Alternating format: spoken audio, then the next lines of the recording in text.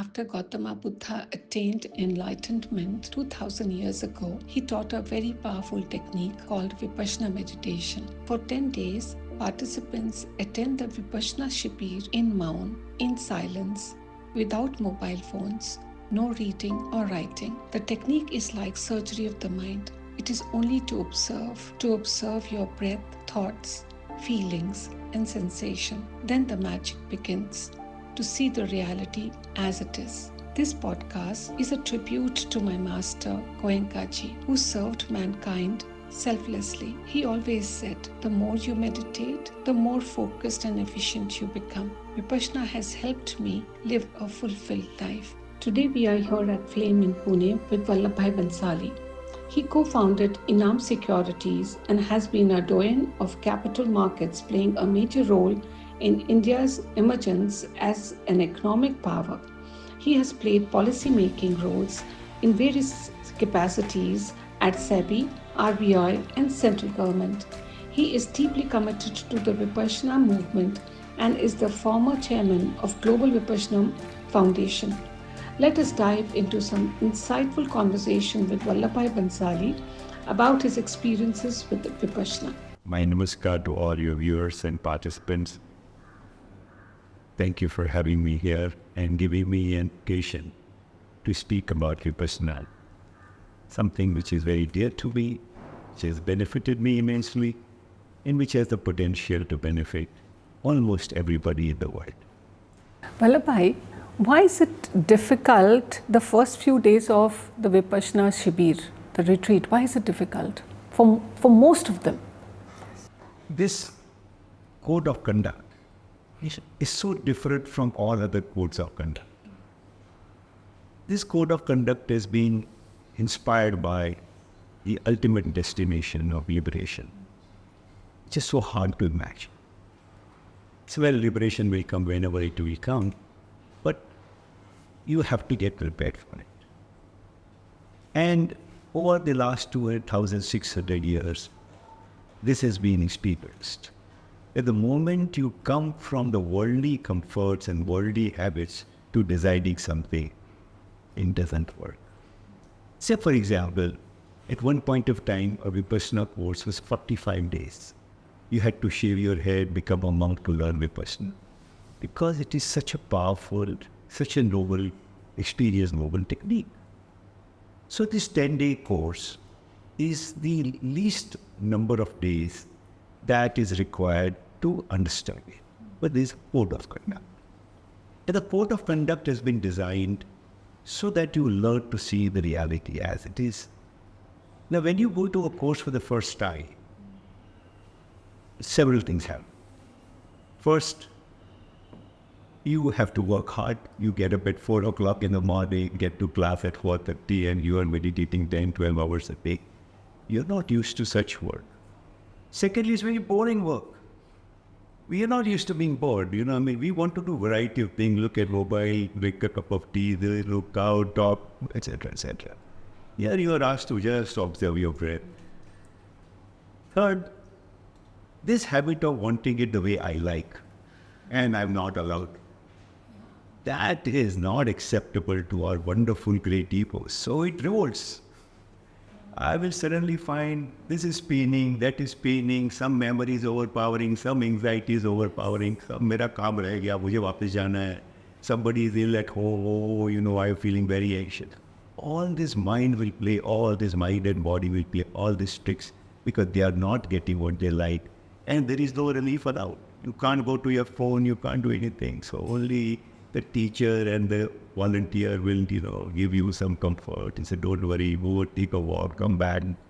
But that's depending upon how your ego is, you will, if you just say, okay, let me live by it for 1 day, 2 days. Goenkaji gives you an excellent discourse at the end of each day. It takes time to see the benefit of it. So as it days progress, those lectures have profound clarity in your mind, why we are doing this, that, etc.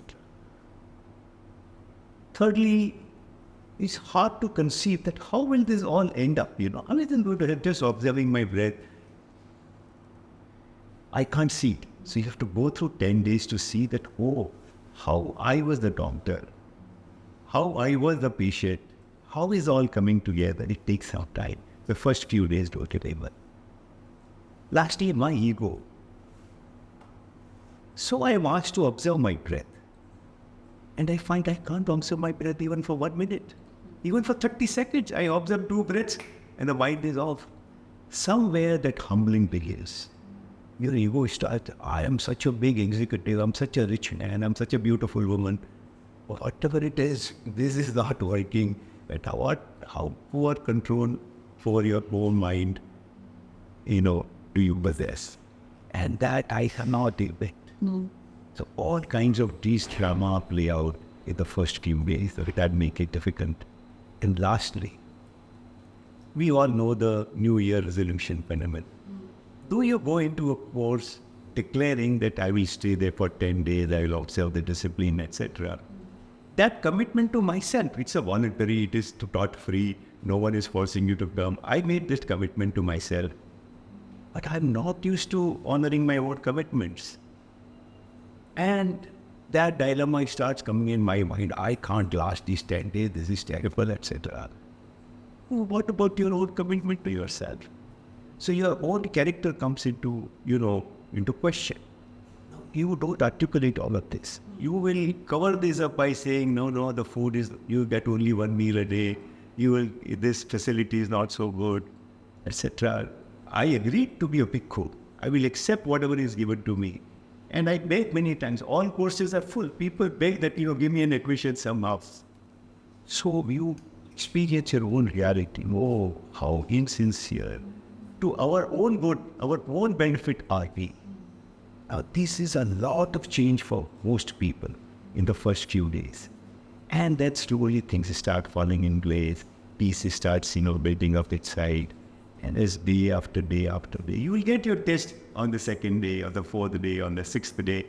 And once you go through, great result awaits you on the 10th, 11th day. On the 11th day, quite a few changes happen. I've heard that many people have a mindset change as well. What happens on the 11th day? So the change is actually building out. But since you get more and more intensely involved in observation of truth, and then you're constantly feeling, while you're succeeding at many levels, you go to the next level or the next depth of your mind, and that there's a challenge there.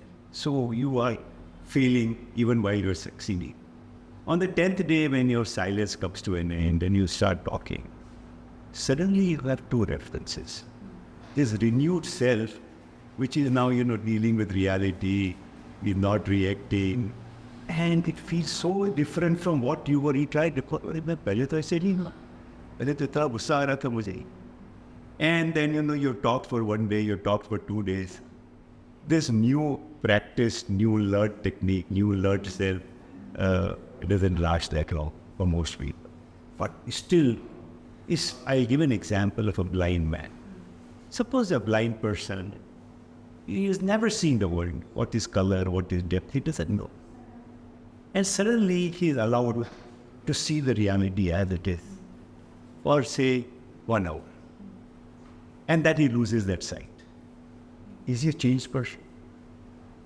Suddenly the world is so much more different. Yes. This is what happens.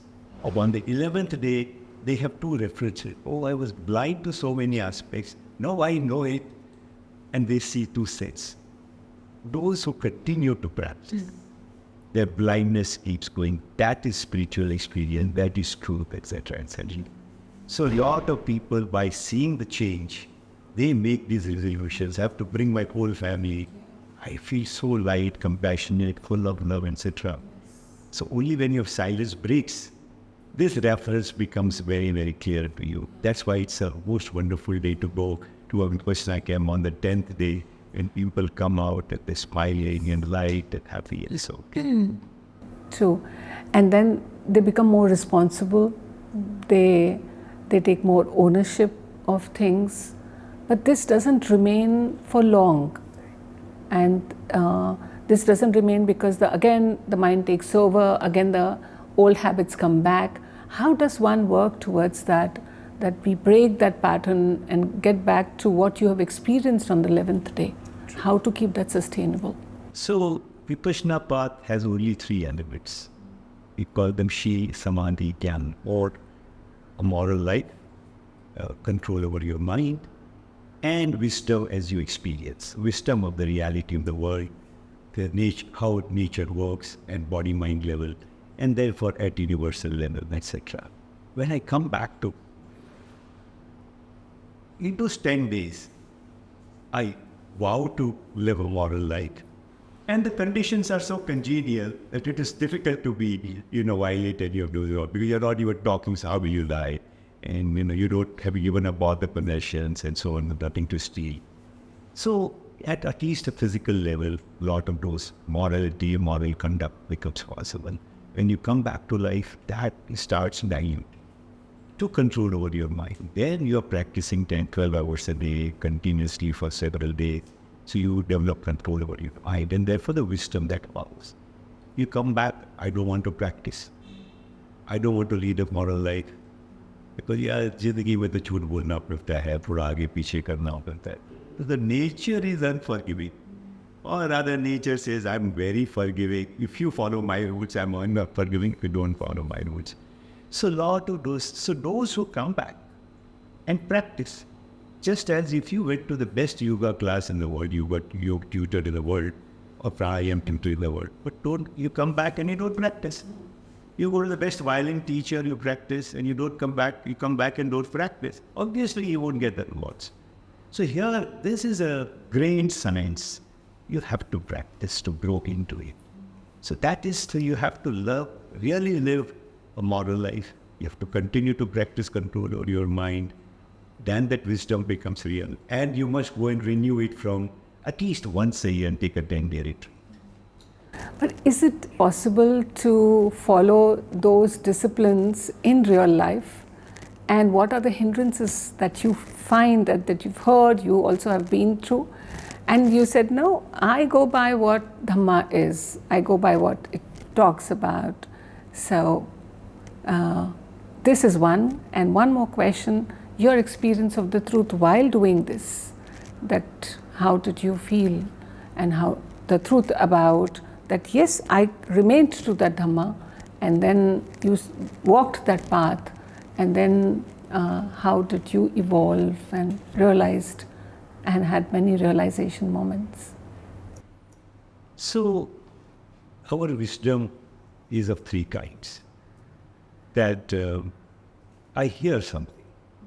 We call it Shrut-Kritya. So in India, we have this word called Shrauk, which someone who hears. And then you deliberate about it. So then it becomes intellectual knowledge, like, oh, this makes sense. Or even from this logic, it makes sense. The third is experiential wisdom. When I've seen that play out in my own body and mind, it is this third which is the most beneficial. So we are so used to, particularly those who have got educated in a less educated society, they feel, oh, they are very smart because they can talk and articulate. Well, no, that's bad. It's only when it is lived and experienced, then it is no more imposed. I don't have to do those because I'm a Hindu or I'm a follower of Madhava or a Mahavira or a Buddha or anybody else. It's not imposed. When you have experienced the reality, like where I know that this is the door, this is the wall, I don't go through the wall. I don't make an excuse of standing near the wall. No, I know this is going to fall one day. It will never fall. We'll live like that. When you go through this experiential wisdom, you don't argue. It is automatic. So you have to work to live a moral life because it is not imposed on you. You know that when I live a moral life, I am the first beneficiary. When I violate the moral code, I am the first victim of it. When I get angry, I may make no difference to the other person because he doesn't care or she doesn't care. But I am going to burn at this volatility, intensity, etc. burns me. This is experiential learning. Vipassana is about that. You learn the truth of life, truth of a good life, the truth of art of life from your own experience. And that it becomes easy. And so the philosophy of doing the Shibir free, yeah, and then pay for the next batch. How do you see its relevance in our daily life? So, I see people live in two ways. One, they think they are the royal guest of the universe. Right? मेरी मर्जी का होना चाहिए. Who told you this? But we live like that. So it is too cold today, it is too hot today, it is, my mother should not have been like this, etc., etc. Who are you to ask for these indulgence? And then, our loving parents and our some success compared to our cousin or a sibling or a neighbor, we feel so great about ourselves that this makes us very arrogant and conceited. People start realizing this, you feel so grateful. This practice of not charging anything from you. We tell you, you are here as a monk, as a mendicant, as a bhikkhu. We will try and do the best from our side. Our living, our food, facilities are the best that we can provide. And you are very grateful day one until you experience the limitation. So this humility comes in, then you say, wow, somebody gave all this to me. And most importantly, how will you price this Dhamma? What is the price label you put on such amazing teaching? So we can get free. And then you come back to life, you practice this, your wisdom becomes experiential. We recognize, to be born as a human being, to be born and to be able to listen to this, to be able to develop faith in it, to be able to walk on this path. These are immense privileges. You become more and more humble, more and more grateful, and then your way you relate to the world becomes different. And that's how we just a simple hygiene. For various reasons I explained that we teach these courses and Vipassana is not publicized. We don't have a poster. We don't claim anything. And still the batch is done. But that's the only way magic can happen. And so we are in no hurry. That if we have all the limitations and we don't have glamorous ashrams with a, visible this, that, etc., it's okay. Because at the end of the day, it is such a privilege to go to a pure science, to be able to learn it from a qualified person, such a modest, loving, compassionate teacher, assistant teacher there. Then it is a great merit that you would have earned in some life to come in contact with this and practice it. So we say, we will do our best as our giving back for the privilege of having learned Vipassana, and let it go as far as possible. There is this beautiful शेर by Iqbal. मेरा मजहब मोहब्बत है जहाँ तक पहुँचे. I have no goals. I live in a certain manner, and whatever happens is fine. Vipassana had that attitude. That is. Walapai, why is it said Vipassana is to see things as they are, and how does it lead to end of sufferings? Vipassana is a discovery process. It's not imposition, it's not invention. Our mind is used to doing both. That we have this habit pattern of constantly judging things. Even when you go to a course and you say, observe your breath, and you are not able to. And then you observe your breath. We say, like this time I could feel my breath fully as it came in and went out.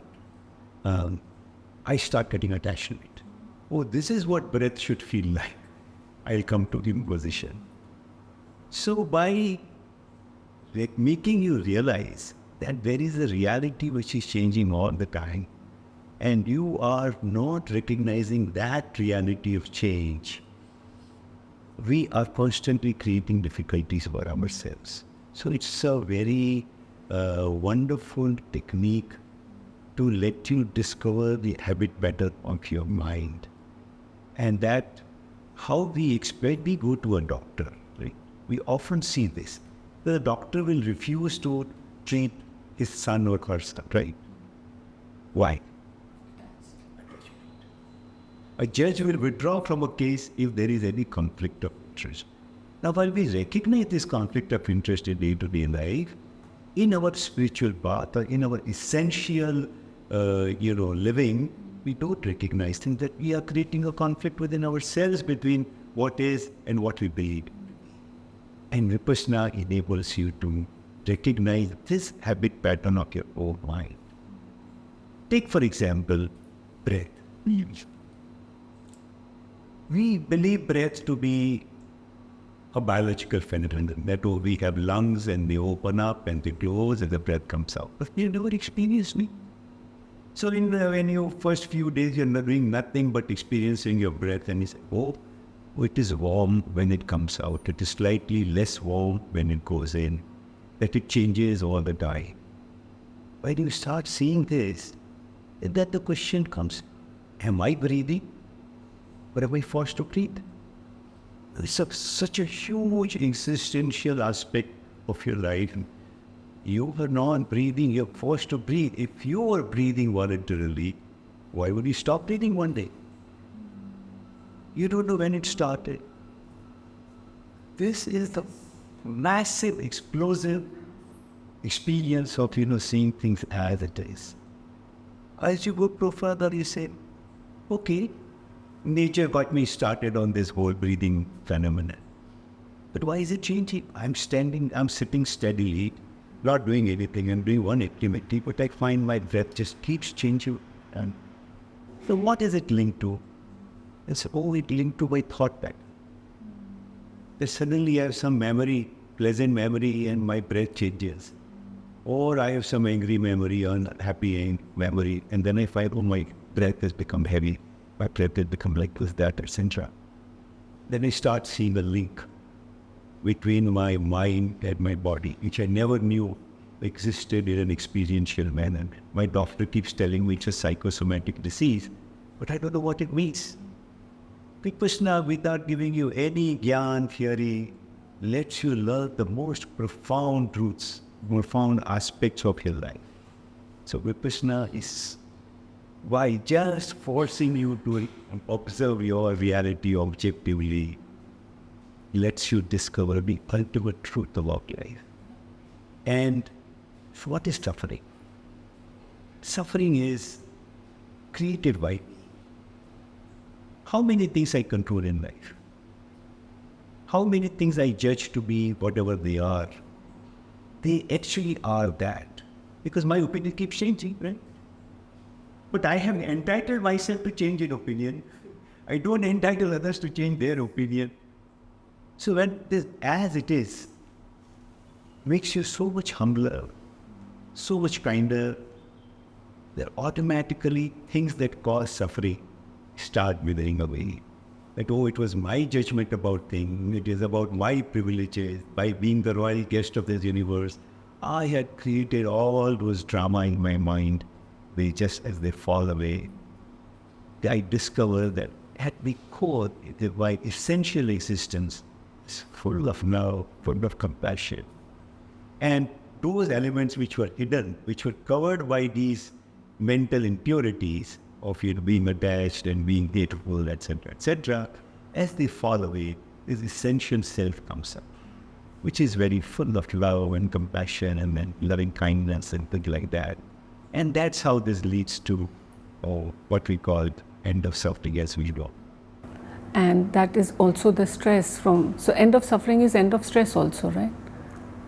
Yes, you could say that stress is the most manifest reaction of what I don't like. Yeah, what I don't like, yes. So my body and mind go into this action instantly. How to remove this or how to get it back. Or if I feel uncertain about a certain outcome, I am very anxious about it. Wow, will it happen? Will I pass? Will I get this job? Will my son do this, that, etc., whatever it is. And it is just that desire to create the reality that I like that got this choice.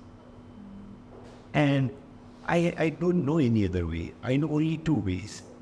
Either I'm a royal guest of the universe and therefore things must happen the way I want, or I am a celestial victim. Our whole universe is against me. My family is against me. My husband against me, etc., etc. I'm a victim, and I get so convinced. And I create all these problems to myself, which causes stress, which is creative mind.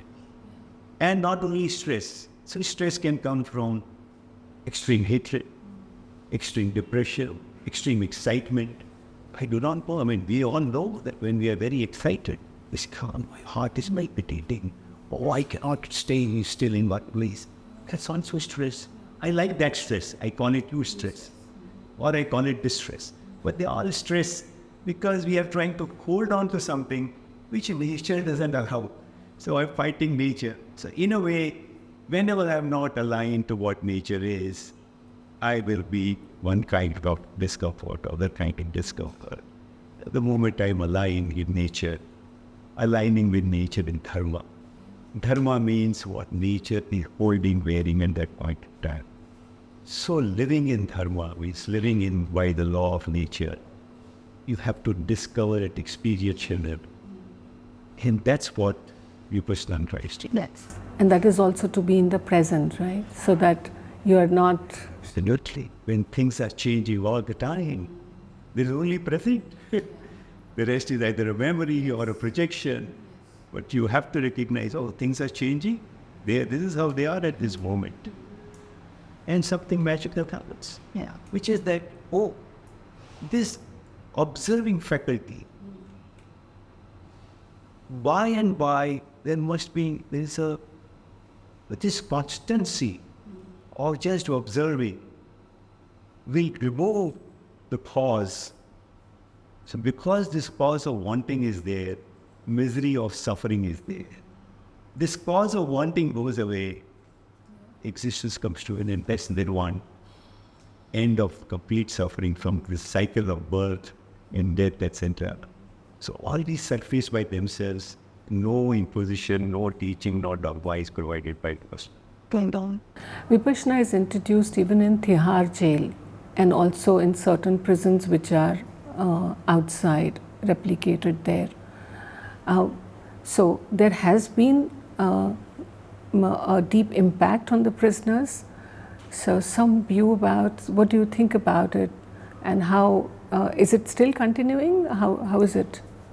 So Vipassana is taught in many prisons of the world. Okay. Some of the very famous movies and experiments were done in Alabama jail of US. And I recently met a teacher from Mongolia. And he was explaining so enthusiastically about the teaching of Vipassana in jails in Mongolia and what wonderful results they are having. Let's just understand why people end up in a prison. Most of the time it is because they commit a crime at a time and they have no control over it. As simple. And we all have the same problem. We have little control over our mind. To the extent that we have control over mind, we have progress compared to others. But we still suffer inside because of lack of that control. So this technique works equally, whether on prisoners or others, to the extent that if you don't have control over your mind, you're inevitably going to be controlled by your passion, emotion, etc. And therefore, it is very good to teach it as early as possible in life, and therefore teach it to students. And several governments in the country are now doing that they have introduced Anapan, which is the first technique of Vipassana, which is to observe your breath. Children are having wonderful results. Just 10-minute practice in the morning, 10-minute practice in the evening. It is completely what we call non-sectarian. It is completely science-natural way. Just observe your breath. Children are able to do it very easily, giving them a lot of benefit.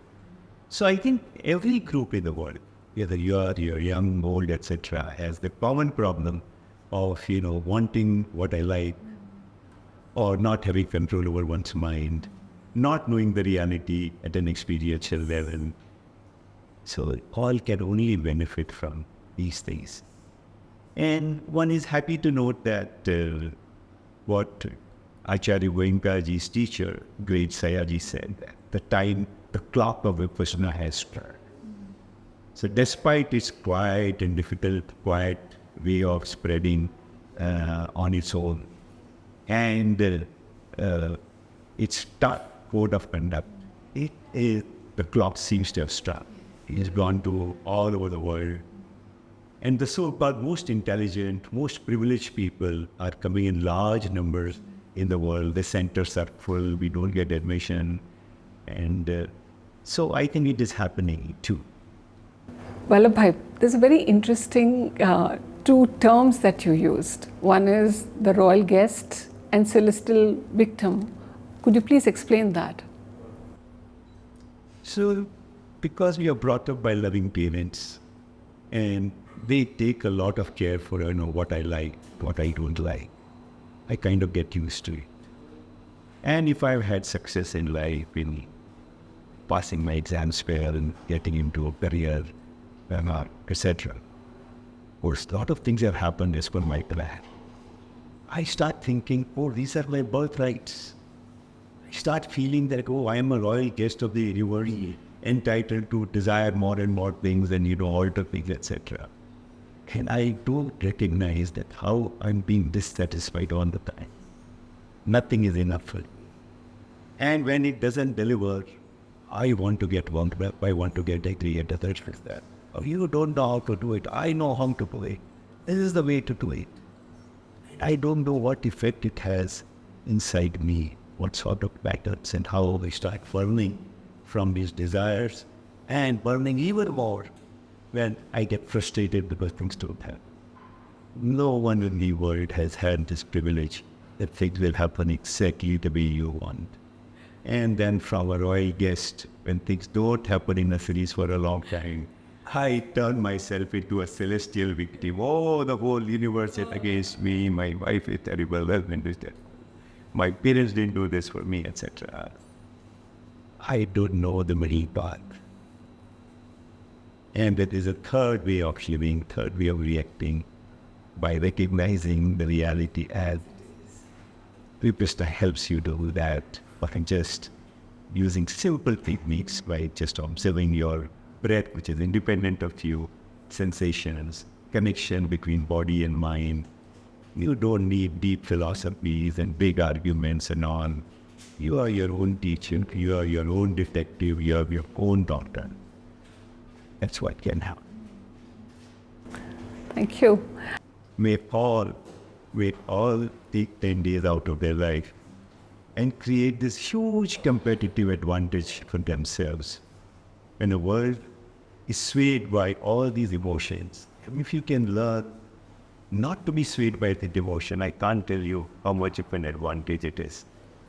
It may begin as a competitive advantage, but it will become a happiness advantage. So may all your viewers be persuaded to think about it and decide for themselves. Thank you very much, and thanks. Thank you so much, Vallabhji, for being here. Thank you.